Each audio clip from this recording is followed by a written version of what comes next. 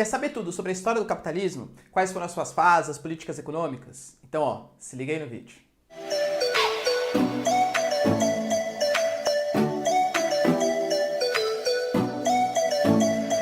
Fala, galera, beleza? Também tá legal, tranquilo de boa? Então tá, ó. Galera, é o seguinte. A gente vai falar sobre um tema bastante polêmico, né, que é capitalismo, tá? Eu sei que os nervos aí estão à flor da pele a respeito de política.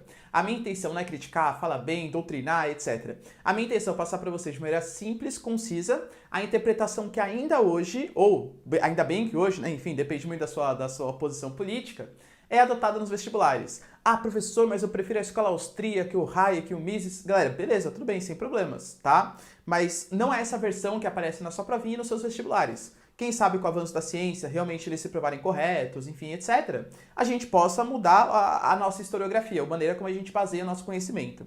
Ainda hoje, a principal interpretação é a interpretação do materialismo histórico dialético, ou seja, que a sociedade, o capitalismo, ele foi evoluindo a partir da luta de classes entre um oprimido e um opressor.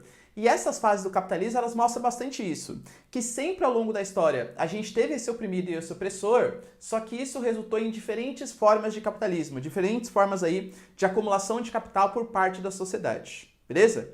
Então, isso é o capitalismo. E convenhamos, galera, o capitalismo ele tem várias facetas. Por exemplo, se eu falo pra vocês, Brasil é um país capitalista? Com certeza, o Brasil é um país capitalista. Sei lá, vamos pegar aí a Noruega. É capitalista? É capitalista. Estados Unidos é capitalista? É capitalista. Por quê?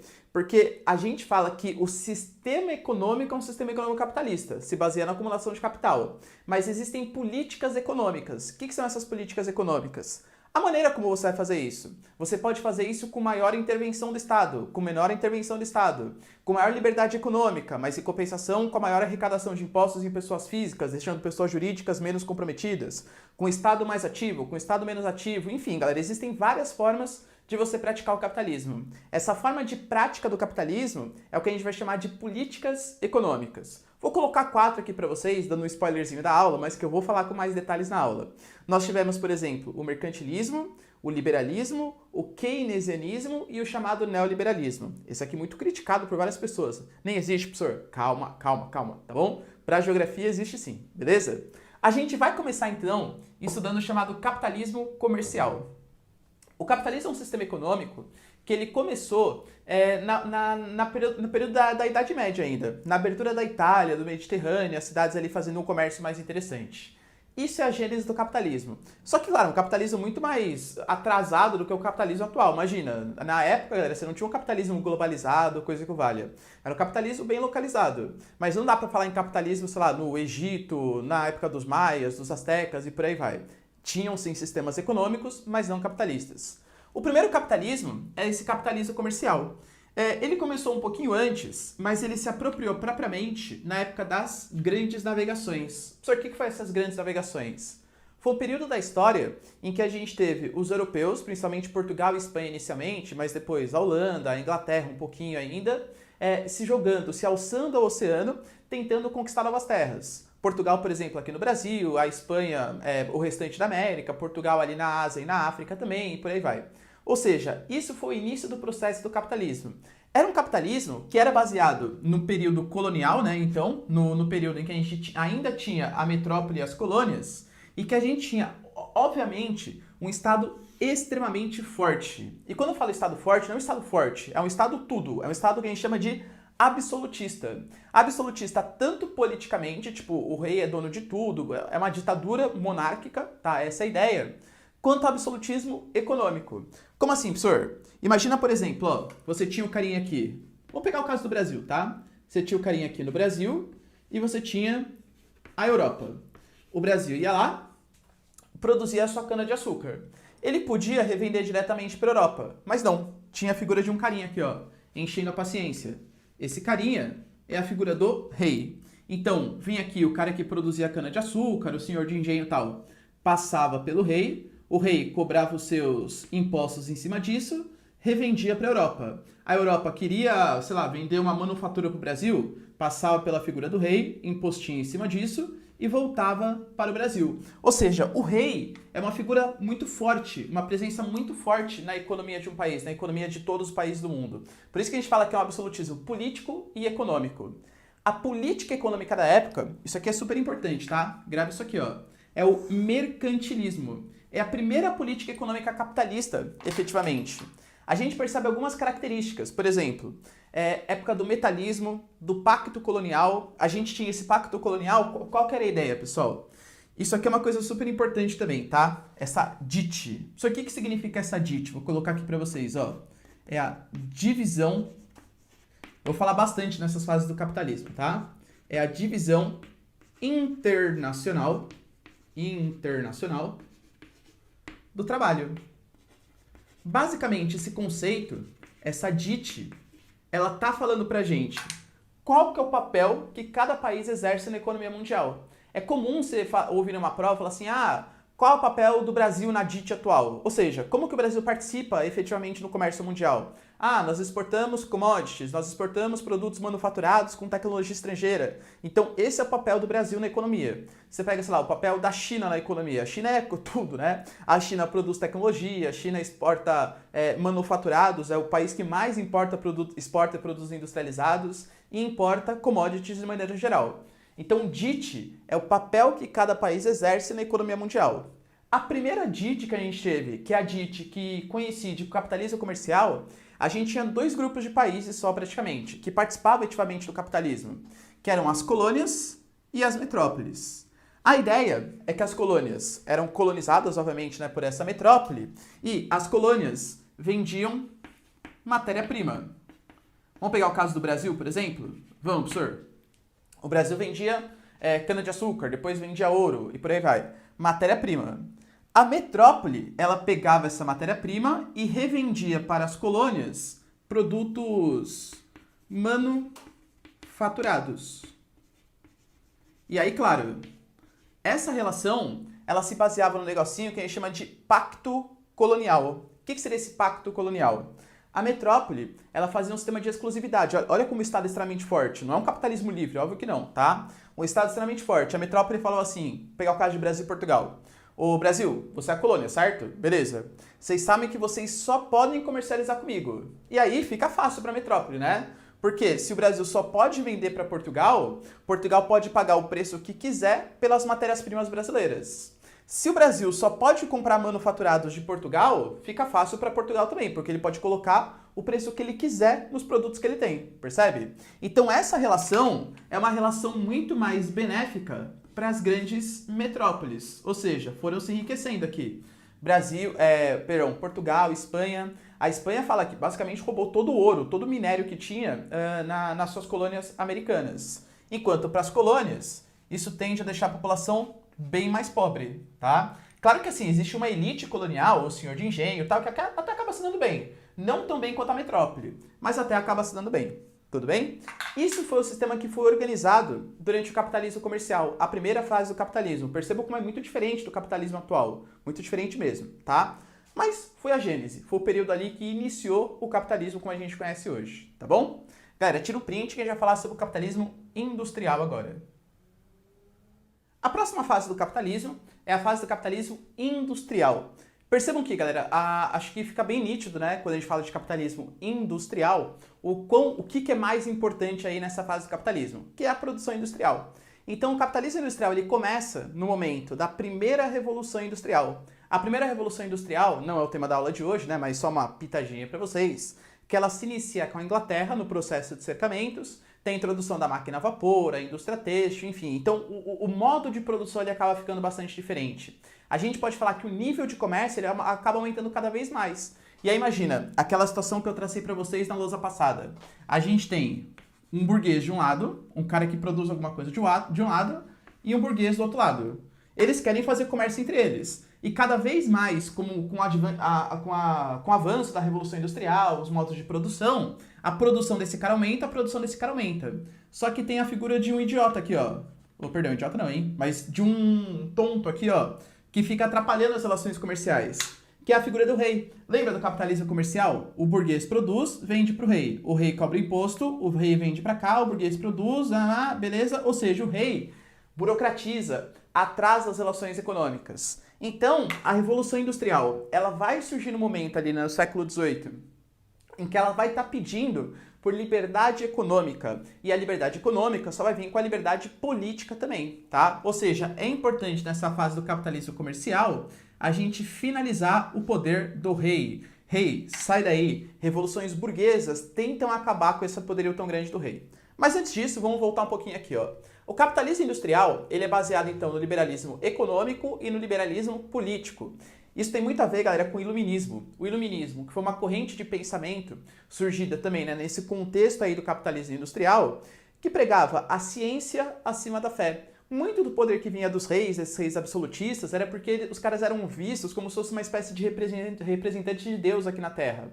A ciência veio mostrar, não contra a religião, claro que não, né? Mas contra a religião sendo usada para fins políticos. E aí, quem fez essa revolução? Quem fez essa corrente de pensamento? A burguesia, é óbvio. O iluminismo é uma corrente de pensamento, obviamente, burguesa. Os burgueses que estavam querendo, poxa, esse cara nunca vai sair do poder se ele efetivamente for um representante aqui de Deus aqui na Terra.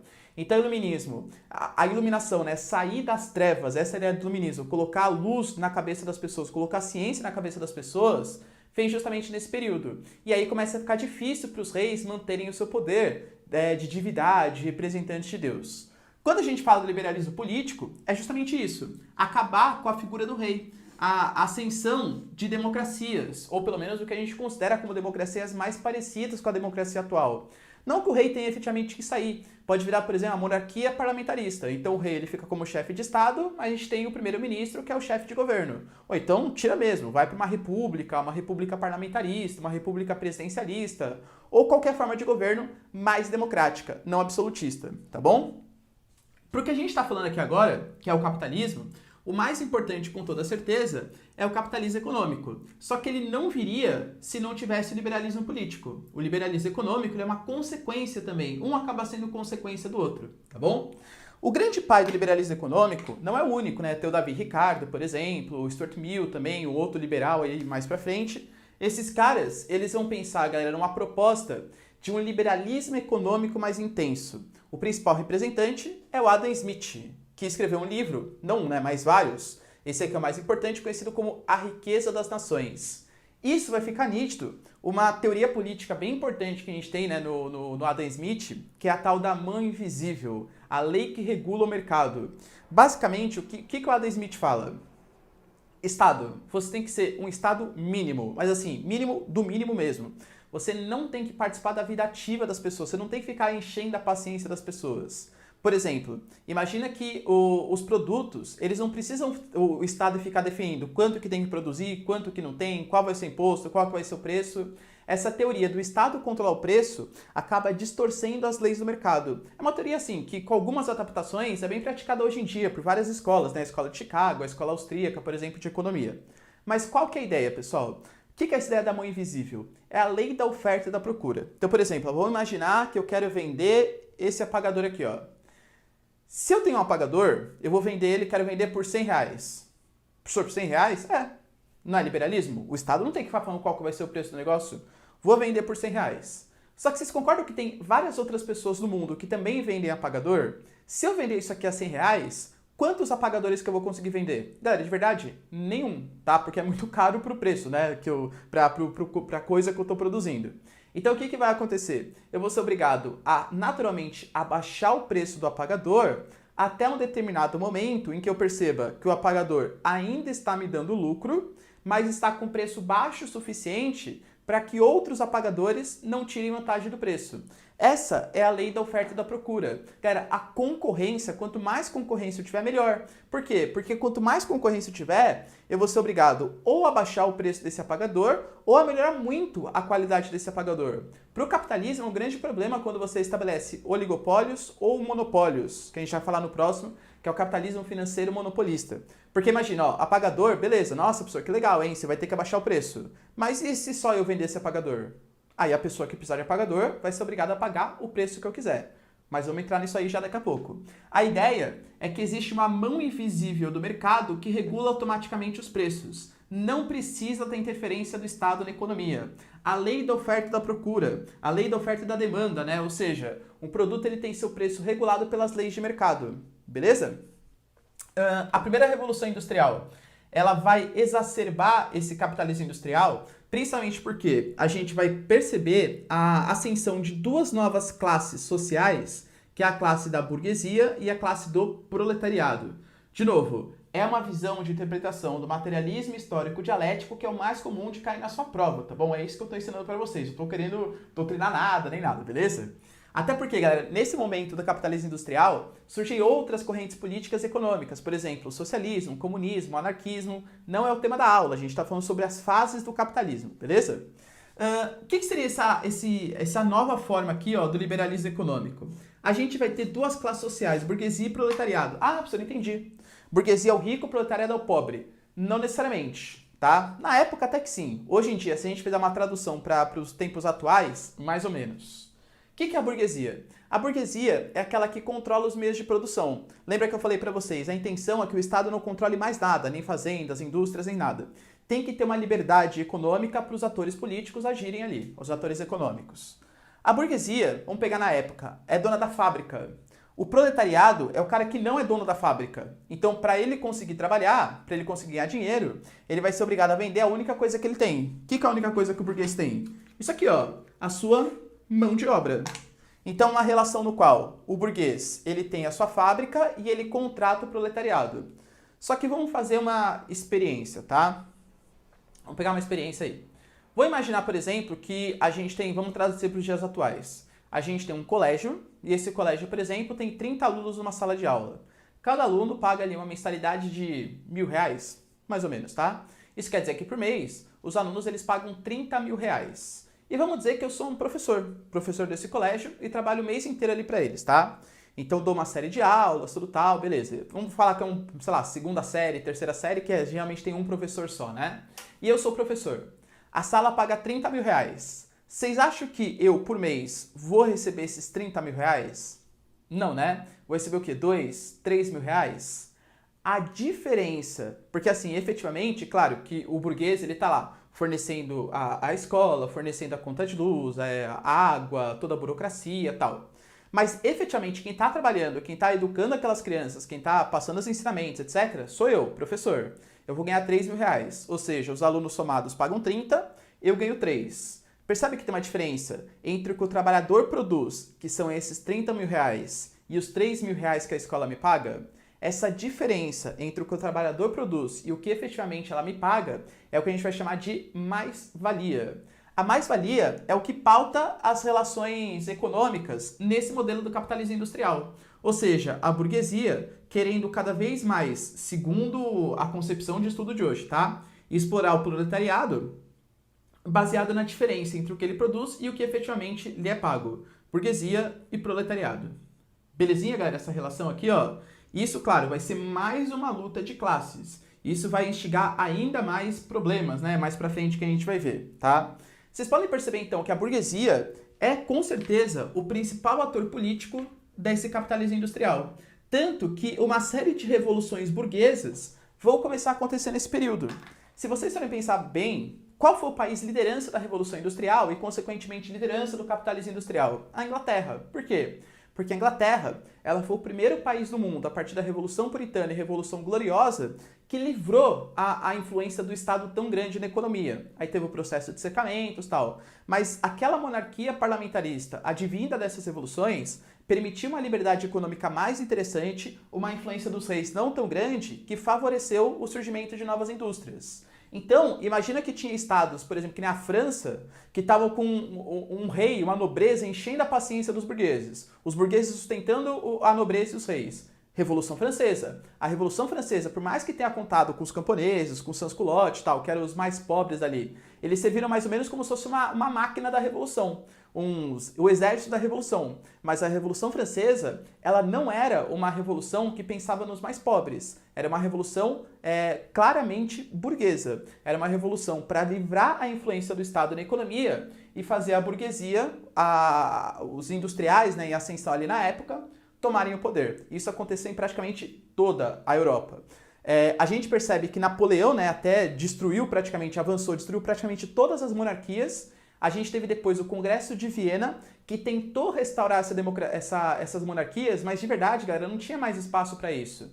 Tanto que em 1848, a gente vai perceber a Revolução dos Povos, né, a Primavera dos Povos, perdão, que vai acabar de novo com essas monarquias. Por quê? Porque a economia já era outra. A economia, com o iluminismo, com o liberalismo econômico, o liberalismo político, não aceitava mais um Estado fungando no cangote do burguês. Isso não dava mais.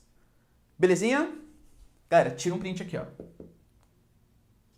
Lembrando que o capitalismo industrial, ele vai até meados da segunda revolução industrial, ou seja, até o finalzinho do século XIX, quando a gente vai começar a perceber que um outro fator ele começa a ter grande importância, tá?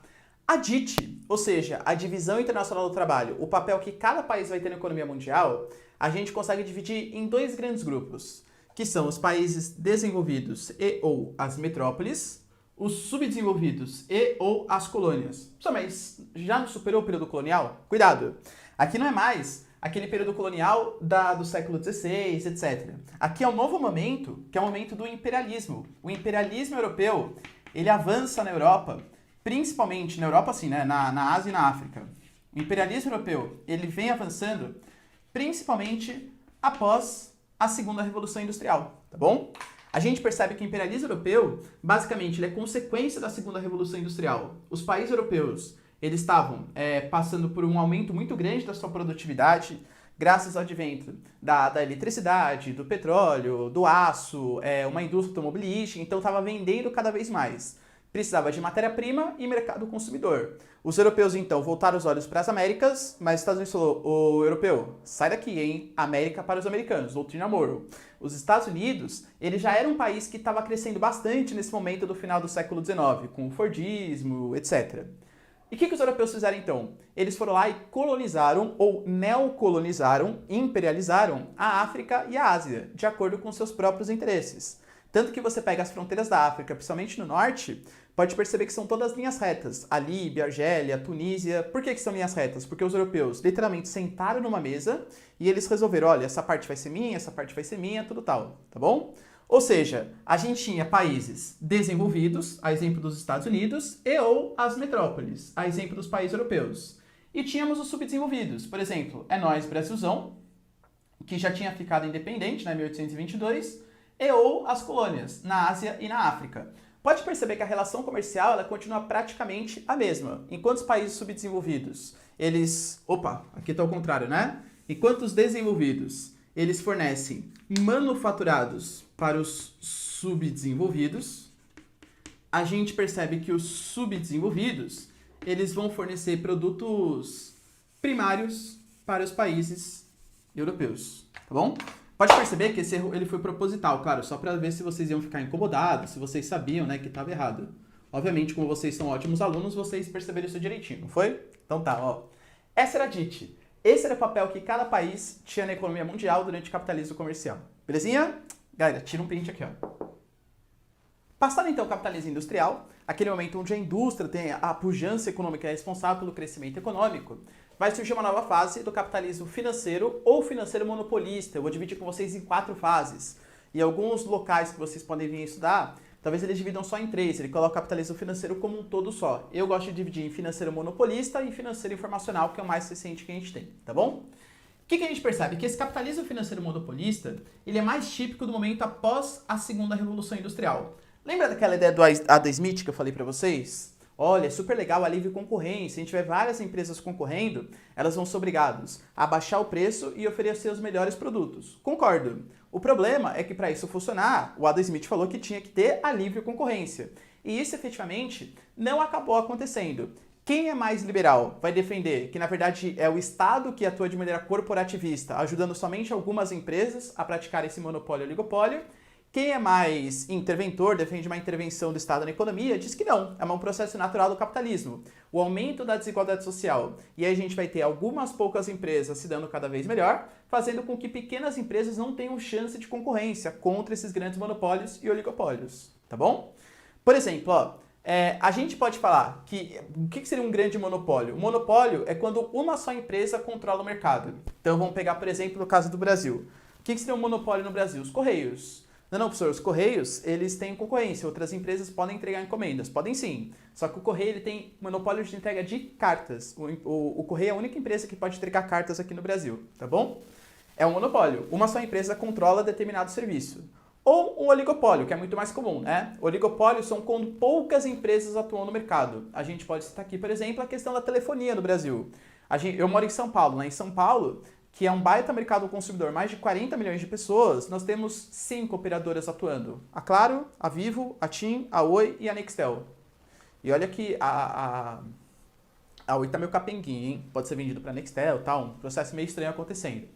Mas se for pegar no Brasil inteiro, poxa, nós somos 210 milhões de habitantes. Não tem interesse em empresas de telefonia? Por que isso acontece? Porque as empresas de telefonia no Brasil praticam um oligopólio, poucas empresas. E aí fica muito fácil deles praticarem alguns acordos comerciais. Vamos imaginar que, por exemplo, essas empresas, ao invés de ficar concorrendo entre elas, eles combinam preços.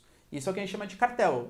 Ou então, por exemplo, essas empresas, uma compra a outra. Eu tenho uma empresa sensacional e tenho a minha concorrente. Ao invés de eu ficar fazer uma concorrência com o meu concorrente, eu compro o meu concorrente. Estabeleço, por exemplo, um monopólio ou um oligopólio no máximo ali, tá?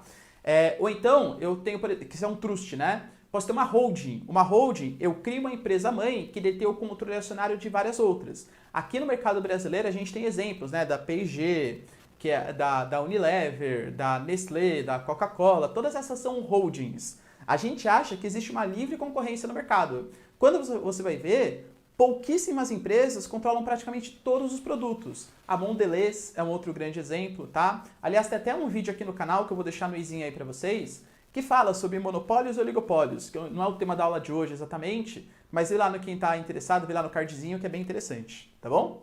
Então, monopólios e oligopólios são quando poucas empresas controlam o mercado. Isso começou a acontecer. E aí, aquela ideia da livre concorrência começa a ir por água abaixo.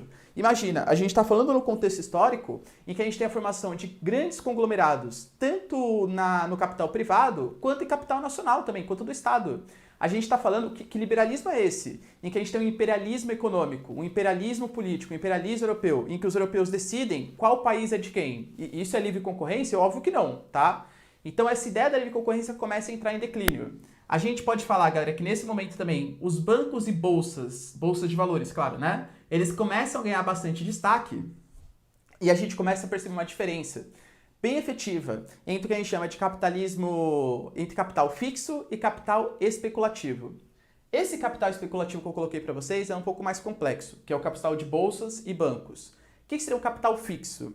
Primeira coisa, o que é capital? Pessoal, capital é dinheiro. Não vai por essa não, tá? Se eu tivesse que sintetizar ou traduzir para vocês a palavra capital, eu falaria em investimento. Vou pegar, por exemplo, meu canal aqui, ó. Meu canal, claro, tenho fins didáticos, eu gosto de dar aula, tudo tal. Só que também eu gosto de ganhar o AdSense do YouTube, né? Tem essas coisinhas e tal. O que seria um capital? É um investimento que eu faço para conseguir ganhar mais capital. Então, por exemplo, tenho meu celular. Meu celular, para mim, é um capital. É um investimento que eu fiz para ganhar mais dinheiro. Sei lá, o equipamento de iluminação é capital. A lousa é capital. O giz é capital. Galera, tudo que eu comprei para conseguir ganhar mais dinheiro, eu posso chamar de capital. Só que são coisas concretas, tá vendo? Minha lousa, meu celular, meu equipamento, tudo isso aqui é coisa concreta, coisa que existe. É o que a gente chama de capital fixo. Predominou muito no capitalismo comercial e no capitalismo industrial. O capitalismo financeiro, a grande diferença é que agora o capital que mais se destaca não é o capital fixo, coisas concretas, e sim o capital especulativo. Ou seja, aquele dinheiro que você gera não necessariamente comprando coisas concretas, mas fazendo investimentos. Por exemplo, quando você vai lá e empresta dinheiro para um banco, isso é capital especulativo, numa poupança, por exemplo, ou num CDI, qualquer coisa que valha. Quando você empresta dinheiro para o Brasil, Tesouro Nacional, capital especulativo. Quando você investe, por exemplo, numa bolsa de valores, capital especulativo. Esse capital especulativo, ele também pode ser chamado de smart money, em inglês, ou capital volátil. E aí, para quem é da química, que manja muito mais do que eu sobre isso, né? Um produto volátil é aquele que se esvai muito fácil. Sei lá, nossa, tal substância é volátil, quer dizer que ela evapora muito fácil. Essa é a ideia do capital especulativo. Olha como o mundo hoje, com essa predomínio do capital especulativo frente ao capital fixo, ele é mais sujeito a crises econômicas. Vou imaginar, por exemplo, que estoura uma crise no mundo, sei lá, no século XVIII, que era o capitalismo industrial ainda. Eu tinha um investimento nos Estados Unidos. Cara, eu posso tirar meu investimento de lá? Claro que eu posso. Só que daí eu vou vender a minha indústria, vou vender meus equipamentos, vou demitir funcionários. é muito mais burocrático, é muito mais lento o processo. Hoje em dia, eu vejo uma notícia saindo ali na mídia. Nossa, sei lá, tal empresa afundou petróleo não sei aonde. O que eu faço? Eu vou no meu celular e retiro as ações daquele mesmo momento. Ou então, sei lá, Brasil, coisa que quase nunca acontece, Brasil é denunciado em escândalo de corrupção. O que os investidores fazem? Todos eles tiram o dinheiro deles das bolsas brasileiras ou dos bancos brasileiros ao mesmo tempo pelo celular. É muito fácil fazer isso.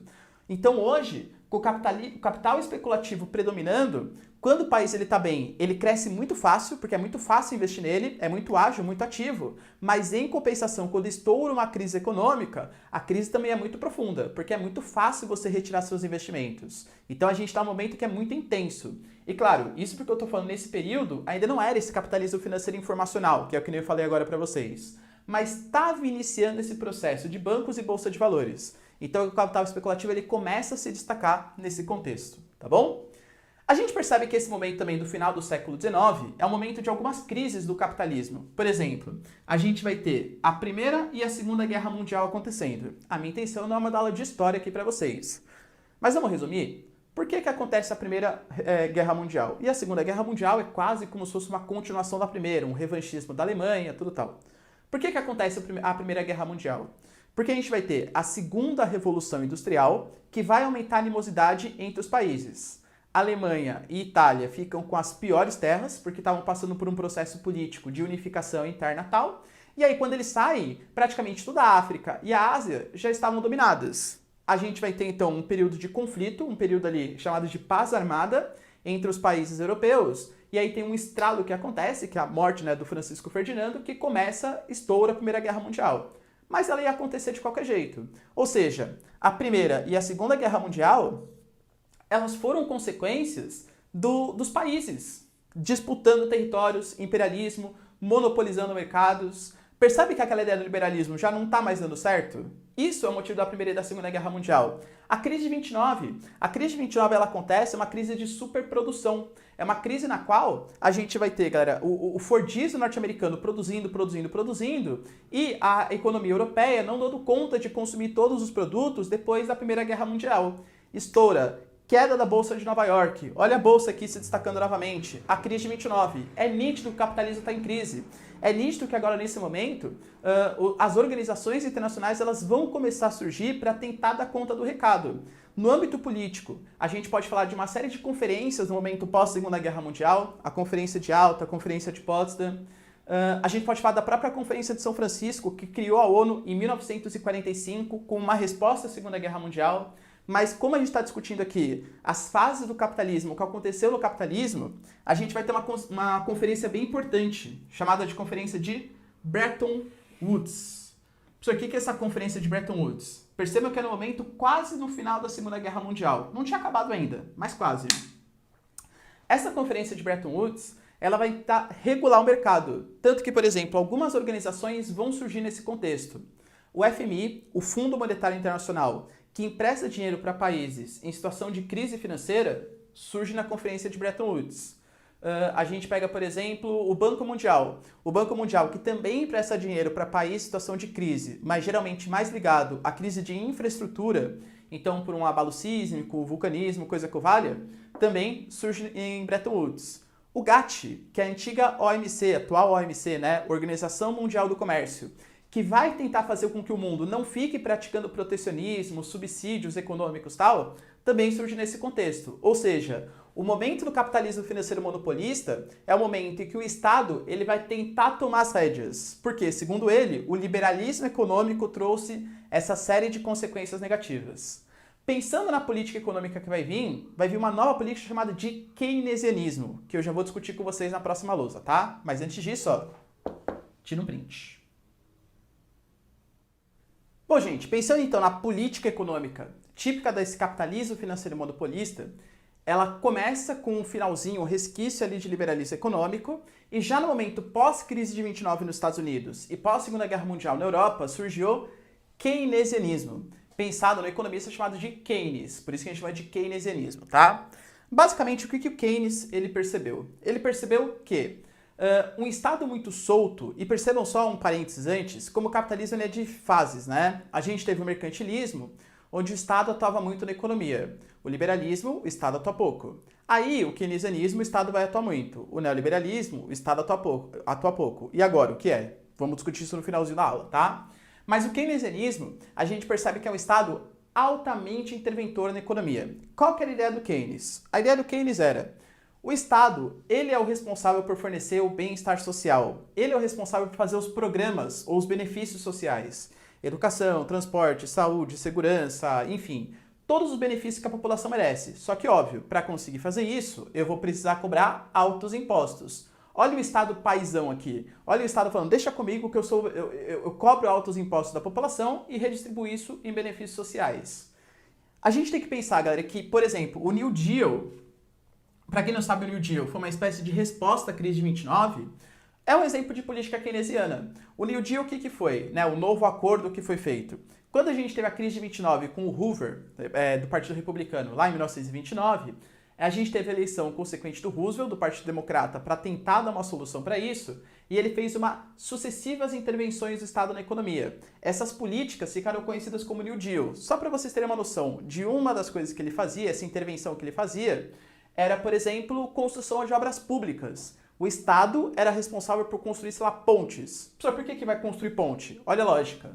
Para a gente ter uma economia saudável, a gente precisa entrar no círculo virtuoso da economia. Basicamente, o que seria esse ciclo virtuoso? A gente precisa que as pessoas consumam.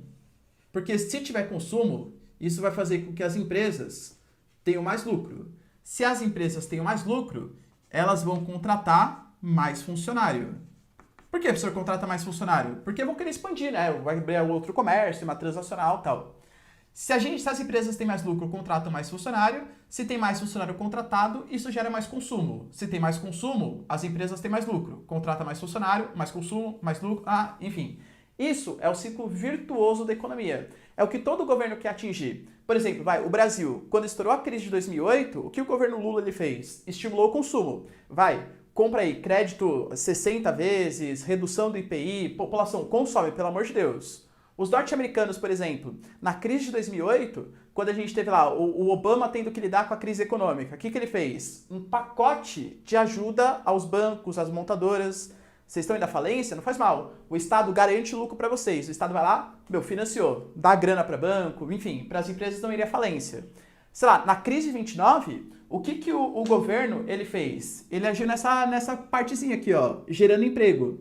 Por quê? O governo fazia literalmente isso. Ele construía pontes, contratava funcionários para construir ponte e contratava funcionário para destruir a ponte. Para quê? Para gerar emprego. Porque se tivesse emprego, geraria consumo, lucro, tudo tal. Nossa, professor, que ideia genial. Deu certo? É mais ou menos, tá? Eu diria assim, que foi um importante passo para a reconstrução da economia norte-americana, mas o que efetivamente melhorou a economia americana no pós-crise de 29 foi a Segunda Guerra Mundial. Os norte-americanos adoram uma guerra, porque eles são a indústria bélica mundial. Quanto mais guerra tiver, mais armas eles vendem, mais impostos e, consequentemente, benefício aí para eles, tá?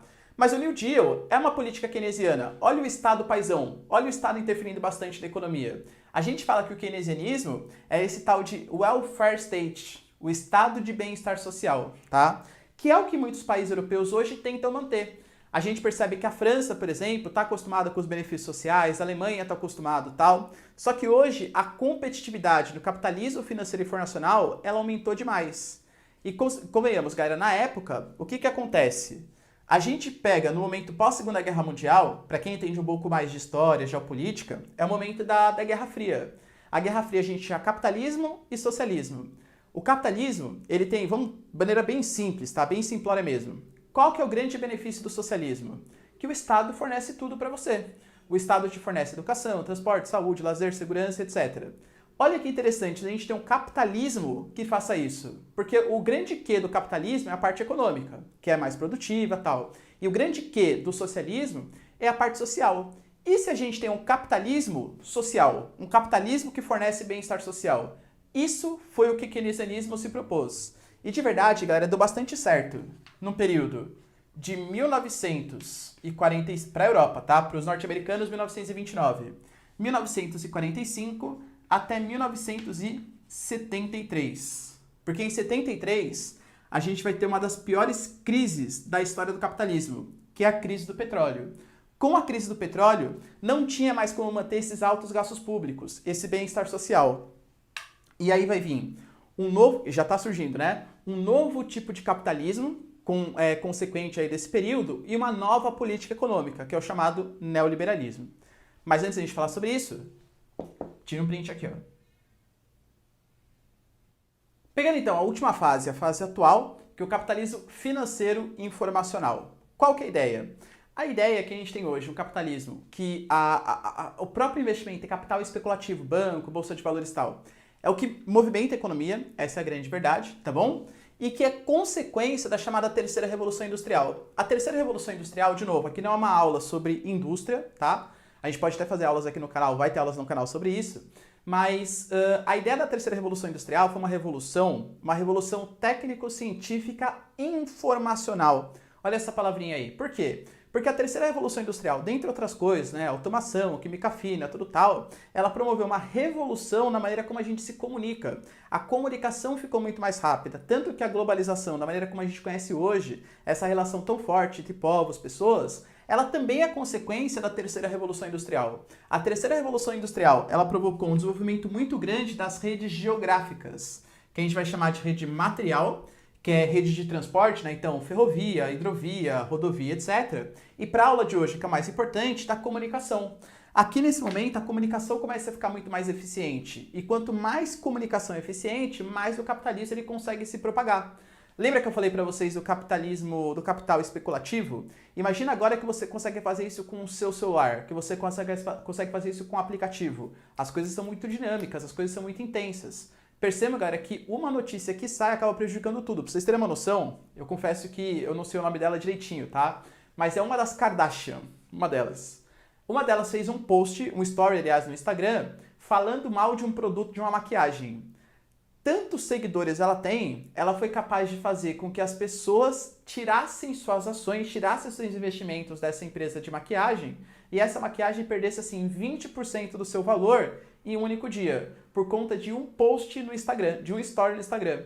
Olha a capacidade informacional que existe hoje. Percebe como o capitalismo está na mão da comunicação? E isso porque eu estou falando na década de 70, esse período aqui, né? A gente está falando hoje de tecnologia 5G, de tecnologia de comunicação, assim, praticamente instantâneo o negócio, tá? Então o capitalismo está passando por uma nova fase. Se a gente falar quando que surge esse capitalismo financeiro informacional? É consequência da terceira revolução industrial, mas a política econômica que caracteriza ele vai surgir um pouquinho mais tarde. Vai surgir nos países desenvolvidos na década de 80 e nos países subdesenvolvidos na década de 90. Quando eu falo para vocês do neoliberalismo, seria a ideia de um Estado mínimo. E de novo, né? Percebam como o capitalismo é cíclico. A gente tem um período em que o Estado interfere muito no mercantilismo, liberalismo, pouco, keynesianismo, muito, neoliberalismo, pouco. Esse neo, novo, então é um novo liberalismo, é um liberalismo que vem surgindo nesse momento. Por quê? Com a crise do petróleo, não tem mais como o Estado ficar sustentando aquele welfare state, aquele estado de bem-estar social. Isso não existe mais, tá? Imagina, ficar sustentando educação, transporte, saúde, segurança, não existe. E lembrando que uma das coisas que motivavam o welfare state era justamente o quê, galera? Justamente a competitividade que havia com o socialismo. Na década de 80, o socialismo já estava entrando em crise. Então não tinha mais aquele socialismo, o ideal de uma sociedade que ia ser controlado, sem desigualdade social. Isso não existia mais, tá? Então não precisava de um capitalismo tão humanizado como era feito daquela maneira, tá? Qual que é a ideia? A gente vai ter dois pais, digamos assim, do neoliberalismo, que é a Margaret Thatcher no Reino Unido. Aliás, tem um filme sensacional que eu recomendo muito, chamado A Dama de Ferro, a Meryl Streep que faz, tá? É um filme sensacional, que fala um pouquinho da história da Margaret Thatcher, conhecido como a Dama de Ferro no Reino Unido, e Ronald Reagan, um conservador nos Estados Unidos. Qual que era a ideia dos dois? A ideia dos dois foi que foram governos muito impopulares naquele momento. Talvez importantes economicamente, mas impopulares naquele momento. Por quê? Porque eles vieram para cortar os benefícios sociais. Um Estado mínimo. Então, funcionalismo público. Meu, tem muita gente aqui. Se for pegar a Margaret Thatcher, por exemplo, ela brigou feio com os sindicatos. E os sindicatos praticamente surgiram no Reino Unido, eles são muito fortes ali na Inglaterra. Imagina ela dar conta de tirar direitos trabalhistas, de tirar benefícios sociais, cortar gastos públicos. Então ela foi altamente impopular. Ela adotou medidas que a gente conhece hoje como ajuste fiscal ou medidas de austeridade, que soam bem populares aos ouvidos da população, principalmente da população mais pobre, claro, tá? Mas ele foi importante para recuperar as contas públicas. Para os países subdesenvolvidos, inclusive a nós na década de 90, veio no chamado Consenso de Washington, em 1989. Aqui no Brasil, por exemplo, foi implantado pelo Collor, depois um pouquinho pela FHC, do Itamar Franco também, né? Qual que era a ideia? Empresas públicas, imagina, privatiza. Impostos, aumenta, tem que pagar as contas. Gastos públicos, corta, vocês estão gastando demais.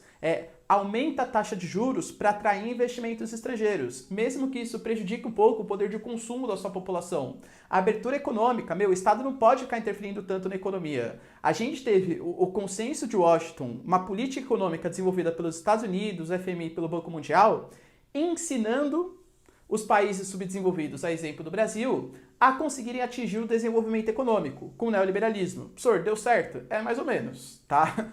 Bem mais ou menos. Mas a ideia era justamente essa, fazer com que o Estado saísse do cangote de novo do empresariado. Tudo bem, galera? Beleza? Com isso, o capitalismo financeiro informacional, a gente vai ter uma nova DIT, que é a DIT atual. Vocês lembram o que é a DIT, obviamente, né? Que é a Divisão Internacional do Trabalho, ou seja, o papel que cada país tem na economia mundial. O que a gente percebe? Nós temos 3 grupos de países hoje. Os desenvolvidos, que hoje os desenvolvidos eles não são mais tão grandes produtores assim de produtos manufaturados.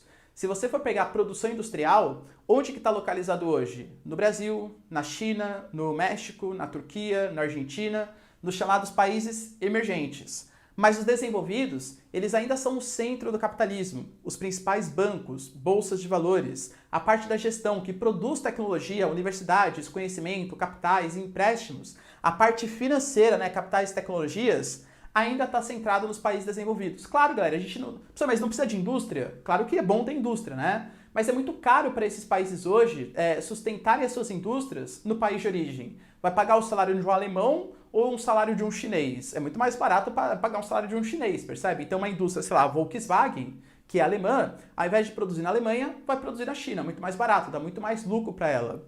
Só que o capital e tecnologia ainda está centrado nesses países. Tudo bem? Hoje a gente passa por um processo de desconcentração industrial. Os países emergentes, o que são países emergentes? É nós, né? Essa ideia de emergir, isso também pode ser chamado de subdesenvolvidos e industrializados. A ideia de emergir é você sair das profundezas e atingir a superfície, que é a ideia que a gente passa hoje, ou pelo menos que teoricamente deveria passar hoje, né? O que a gente vende? Manufaturados. Professor, sério? Sério. O Brasil, por exemplo, é um grande exportador de carros. O Brasil exporta aviões. Claro, os aviões até eram da gente, né? A Embraer era da gente, agora foi vendido para a Boeing. Vamos pegar carro. O Brasil exporta muito carro. Da GM, da Ford, da Toyota, da Nissan. Percebam que todas as marcas são transnacionais, mas quem exporta é a gente. Nós vendemos manufaturados. Só que manufaturados com tecnologia estrangeira. O Brasil, qual automotiva é brasileira? Nenhuma. Tinha a Gurgel, que foi à falência na década de 90. Se for pegar, o Brasil, por exemplo, ele não produz muita tecnologia. O que o Brasil produz de tecnologia? Na Petrobras, na Vale e na Embraer. A Embraer foi vendida já, 80%, só 20% é nossa ainda. Ou seja, os países emergentes hoje, eles vendem sim manufaturados, mas eles são extremamente dependentes de tecnologia estrangeira. Tudo bem? E commodities? Por exemplo, o Brasil é um grande exportador de soja, ferro, café, laranja. Commodity é um produto primário comercializado pela Bolsa de Valores, tá bom? E os subdesenvolvidos, também chamados de subdesenvolvidos não industrializados ou subdesenvolvidos periféricos, eles são, galera, responsáveis pela exportação de commodities. Ou eles nem participam da DIT, né? Tem muitos países que ficam aquém da DIT, não participam ativamente, porque tem muitas crises políticas e tal. Ou se participam, vendem seus produtos primários. Tudo bem? Beleza? Galera, ó, isso foram as fases do capitalismo para vocês e, consequentemente, a DIT de cada uma dessas fases. Se a gente pensar num processo chamado de reprodução ampliada do capital, o que seria? Vou imaginar que você é um capitalista. Se você é um capitalista, para você começar o seu capitalismo, você precisa de um capital inicial. Esse capital inicial, você vai produzir uma mercadoria que vai comercializar essa mercadoria. Essa mercadoria comercializada vai te dar um capital que, teoricamente, tem que ser maior que o seu capital inicial. O que você faz com esse capital final, que foi o maior capital inicial? Você reinveste na produção. E aí você reinveste mais capital para produzir mais mercadoria, para comercializar mais, para ter ainda mais lucro. E assim você vai reproduzindo ampliadamente a reprodução ampliada do seu capital. Isso é o funcionamento básico do capitalismo. Capital inicial, produz mercadoria, comercializa a mercadoria, capital final, que você reinveste na produção. Percebam que cada uma das fases do capitalismo, ela mexe com um setor diferente dessa reprodução ampliada do capital. O capitalismo comercial é quando a parte do comércio das mercadorias era a parte mais lucrativa. Lá no período colonial, quem se dava melhor? Eram os portugueses que realizavam o comércio na Europa do açúcar ou o senhor de engenho que produzia açúcar no Brasil? É o que realizava o comércio. No capitalismo industrial, a parte mais lucrativa do processo não é você comercializar o produto, é você produzir o produto. E aí a gente tem os países que se industrializaram primeiro, a exemplo da Inglaterra, depois a Holanda, a Bélgica e tal, se dando muito melhor que os outros países. Hoje, tanto no capitalismo financeiro monopolista que a gente tinha no final do século XIX, quanto principalmente hoje o capitalismo financeiro informacional, a parte mais lucrativa do processo é justamente essa, ó, ter capitais e tecnologia. Não é mais produzir manufaturas. Galera, produzir manufaturas, claro que é importante, mas é mais importante você ser o gestor, o cara que produz a tecnologia para produzir aquela manufatura. Então você vende capital, você vende tecnologia. É a parte mais lucrativa do processo. Quando o país ele quer modificar, ele quer sair desse patamar de emergente e se tornar um país desenvolvido, ele faz que nem a China está fazendo hoje. A China na década de 90 era um país emergente, com toda certeza.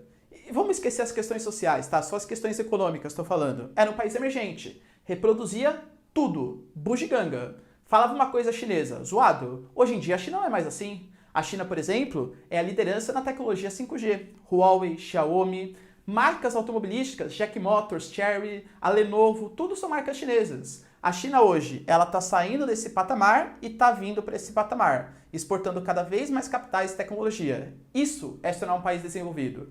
Quando que o Brasil, sem investir em pesquisa e desenvolvimento, vai sair da condição de país emergente para virar desenvolvido? Só nunca. Tudo bem, galera? Deu para entender? Tira um print aqui. É isso aí, galera. Se vocês curtiram a aula, então, ó, deixa seu like, se inscreve no canal. E é isso aí. Beijos, abraços e